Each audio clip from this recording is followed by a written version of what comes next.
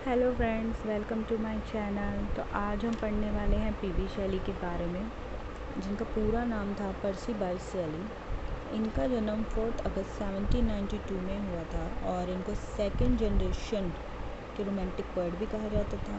इनके साथ जो दूसरे नाम ले जाते हैं वो होते हैं बायरन एंड कीट्स। तो बायरन, शैली एंड कीट्स ये सेकंड जनरेशन के रोमांटिक पोएट थे। पीबी शैली वर्ड्सवर्थ की एज से बिलोंग करते थे और इनका जन्म 4 अगस्त 1792 में Field Place, Broadbridge, Heath near Horsham, West Sussex, England में हुआ था। इनके पेरेंट्स थे टिमोथी शैली एंड एलिजाबेथ पिटफॉल। जो इनके पिता थे टिमोथी शैली, वो विग मेंबर ऑफ पार्लियामेंट थे। 1802 में he entered Syon House Academy of Brentford, Middlesex. इससे पहले इनकी जो एजुकेशन थी, अर्ली एजुकेशन थी, वो इनके घर पर ही हुई थी। सियोन हाउस में इनको काफ़ी बुली किया जाता था, जिसकी वजह से काफ़ी अनहैप्पी रहते थे और इनका बिहेवियर भी काफ़ी वायलेंट हो गया था।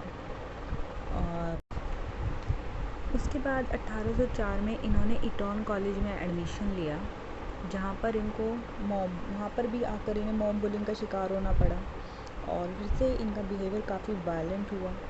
और इस बार इनके वायलेंट बिहेवियर के बाद वजह से इन्हें शैली बेट्स और मैड शैली का इन्हें नाम दिया गया। और ईटॉन कॉलेज के ही लास्ट टर्म में इनकी पहली नॉवल आई जस्टरोजी। इसके बाद ईटॉन कॉलेज के बाद इन्होंने ऑक्सफोर्ड में एडमिशन लिया, लेकिन ऑक्सफोर्ड में जाने से पहले इनका कुछ वर्क आया।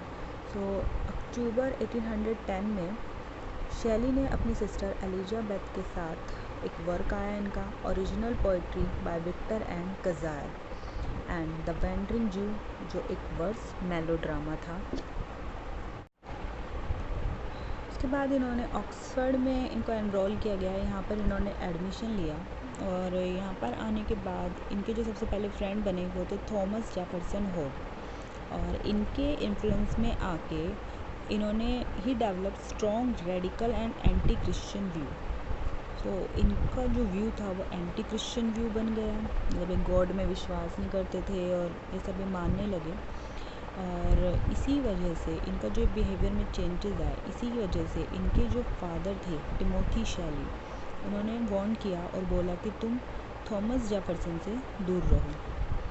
और 1810 और 1811 में शैली ने होप के साथ मिलकर एक पॉलिटिकल पोएम और ट्रैक्ट्स लिखे, कुछ ट्रैक्ट्स लिखे जो थे posthumous fragments of Margaret Nicholson and the necessity of atheism. The necessity of atheism इन्होंने कुछ बिशप और जो इनके ऑक्सफोर्ड कॉलेज के हेड थे उनको इन्होंने मेल कर दिए और इसकी वजह से इन्हें 25 मार्च 1811 में होप के साथ इनको कॉलेज से एक्सपेल कर दिया गया।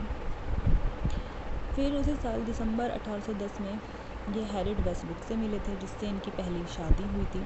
और 1811 में इन्होंने भागकर हैरिट से शादी कर ली।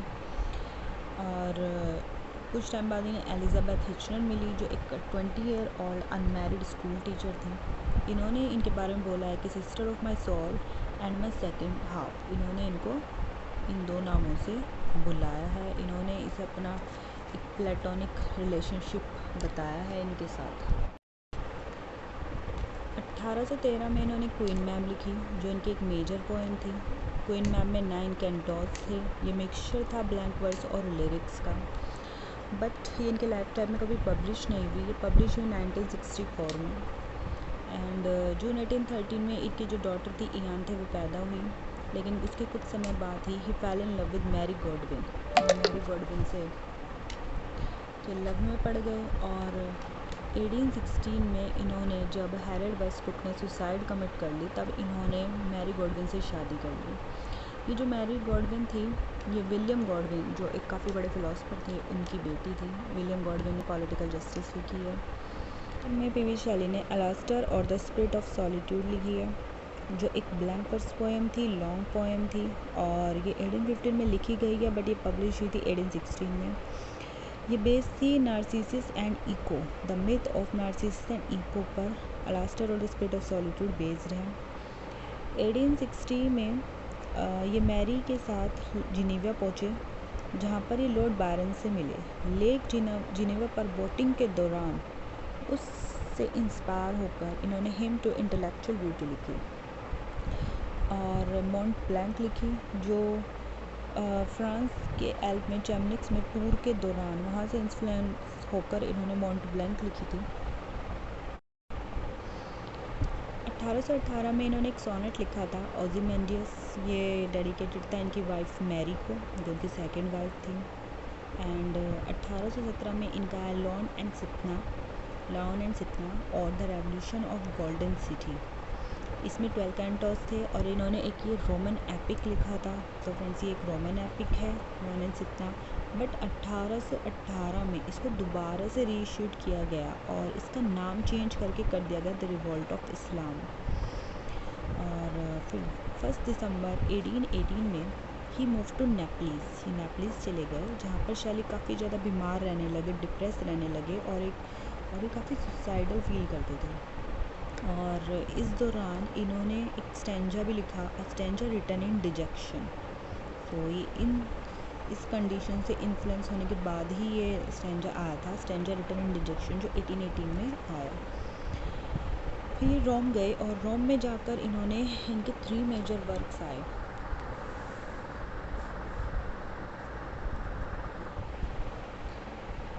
फिर ये रोम गए और रोम में जाकर इन्होंने इनके 3 मेजर्स वर्क आए।